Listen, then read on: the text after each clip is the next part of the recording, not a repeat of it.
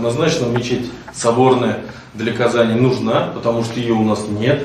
Некоторые говорят, что вот у нас Кул-Шариф. А Кул-Шариф, извините, это музей официально. У меня складывается ощущение, что просто кто-то болен исламофобией.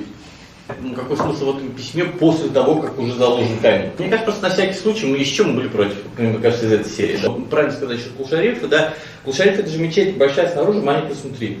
Да, то есть, конечно, она никакой роли соборной не играет, да, то есть она не может играть, потому что она просто в действительности маленькая. Это скорее символ, да, тут прагматическое, есть очевидный прагматический. Есть спрос на такой мечеть. Ну да, есть очевидный спрос, потому что как бы у нас нету нормальной соборной центральной мечети, куда могут собраться все, да, чтобы просто даже была элементарная во время телетрансляции даже картинка, да, такая вот, да, что вот, чтобы более-менее отражала картину количества мусульман в городе, да, то есть вот это все. А по поводу того, чтобы не в центре города, это, по-моему, оксюморон, центральная мечеть не в центре города, да, как-то. И мы вообще должны гордиться тем, что у нас такая мечеть будет в нашем городе, и она будет привлекать же туристов, к нам же гости приедут, и статус нашего города тем самым будет расти.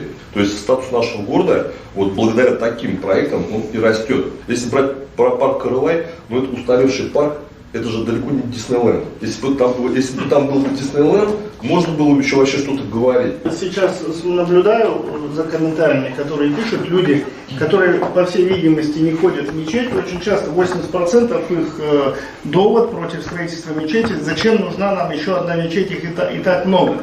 Допустим, я не хожу в салон красоты, мне тоже кажется, что их очень много, зачем они нужны, да? Но для кого-то их мало, там они в очередях там стоят, за несколько, может, дней записываются.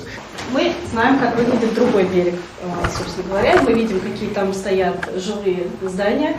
И вопрос, то есть они пишут относительно всех зданий, так вроде, допустим, там, даже не на берегу, окей, Клевер Хаус вот этот стоит треугольный, жуткий, да?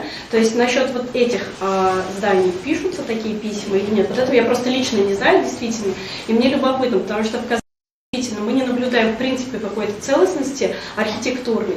И весь город выстраивается, кому как повезло отхватить участок, там отстроили вот этот жилой дом, все договорились, все счастливы, и, собственно говоря, город в единую историю никак не входит. Еще и тут инфраструктура, потому что не у каждого мусульманина есть транспорт, метро рядом, любой транспорт, любой автобус. Вот я ждал этого аргумента, потому что все три локации, которые он предлагает, там они транспорт недоступны, то есть эта мечеть будет пустовать, если она там появится.